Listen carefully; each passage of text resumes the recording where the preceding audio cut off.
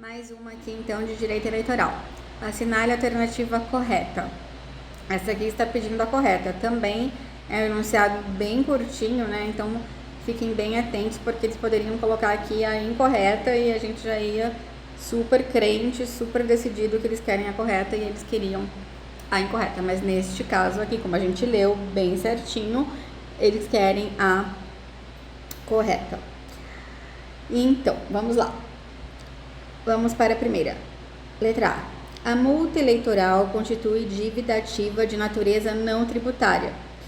Pronto, já é essa, porque a multa eleitoral, ela é sim de natureza não tributária. Então, essa já está correta, mas vamos ver por que as outras estão erradas. Letra B. Atende à exigência de desincompatibilização ou afastamento de fato das atribuições de cargo comissionado, mesmo que não tenha havido a exoneração. Então, tá errado aqui, porque o cargo em comissão, o cargo de confiança, né, ele entra também nessa exigência da desincompatibilização, tá? E aqui tem dois temas que a gente pode debater, porque tem algumas questões que falam de afastamento de fato, né, e afastamento de direito. Por exemplo, legalmente, né,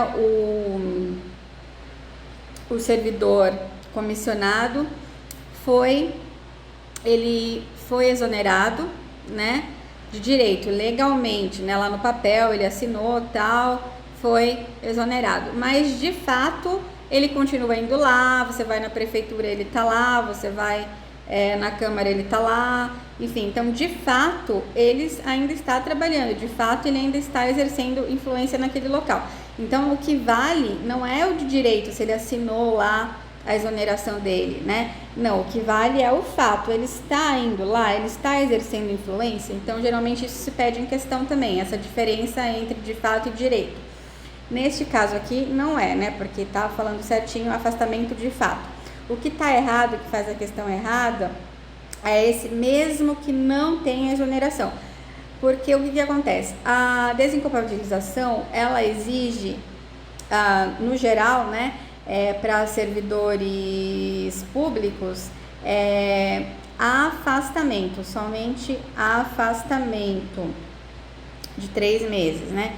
Mas o encargo comissionado exige-se mais, tem uma coisa a mais, né? Exige-se a exoneração mesmo, não basta só o afastamento, é a exoneração. Qual que é a diferença? A diferença é que o afastamento, caso ele não seja eleito, ele pega e volta para o cargo dele, é como se fosse uma licença, né?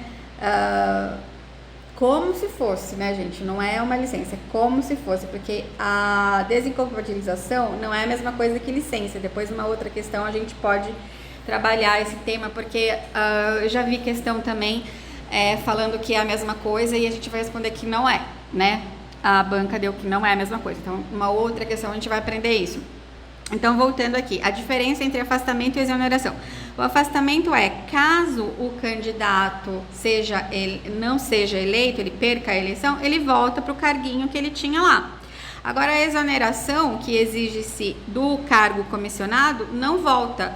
Perdeu a eleição, não foi eleito, não tem o que fazer, não volta para o cargo, porque ele foi exonerado, não tem cargo para ele voltar. Certo? Ele foi exonerado, ele não vai voltar para o cargo, porque não existe mais esse cargo para ele. Então, essa é a diferença. Então, para o cargo comissionado, é um pouco mais pesado, né? Assim, a desincompatibilização exige-se mais, exige a exoneração. Então, como aqui está falando que mesmo que não tenha havido exoneração, está errado, porque precisa haver a exoneração. Então, vamos ver a letra C. Quer tenha sido eleito pelo sistema majoritário, quer pelo proporcional, a desfiliação partidária do candidato, depois da diplomação, importa a perda de um mandato. Não, a perda do mandato é só para o sistema proporcional, porque o Tribunal Superior Eleitoral já decidiu que o partido no sistema proporcional, ele que é o detentor do mandato. O mandato eletivo, ele pertence ao partido no sistema proporcional.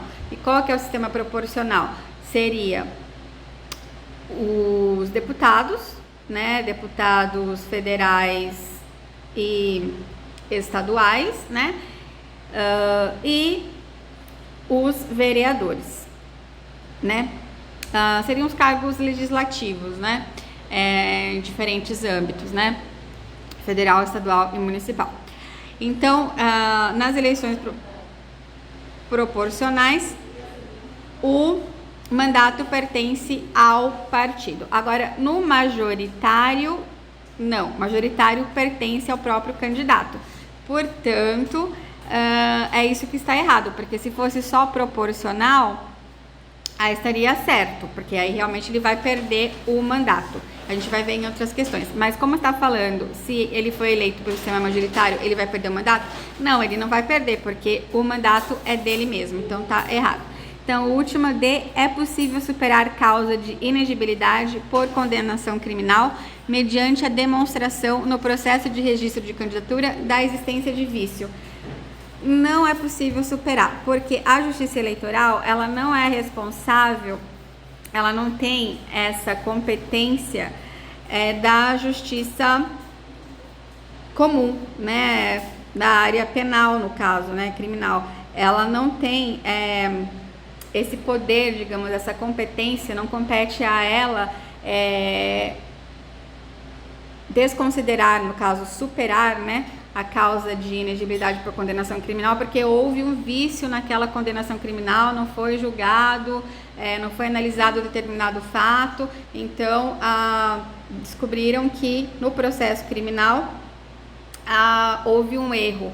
A Justiça Eleitoral não é competente para isso, a Justiça Comum mesmo que vai precisar identificar, avaliar se realmente houve esse erro ou não.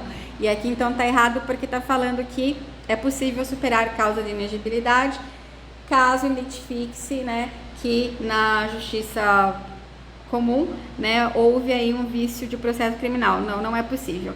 Então, a correta já era a letra A. Então, resolver. Correta, acertamos a questão. Vamos então para a próxima.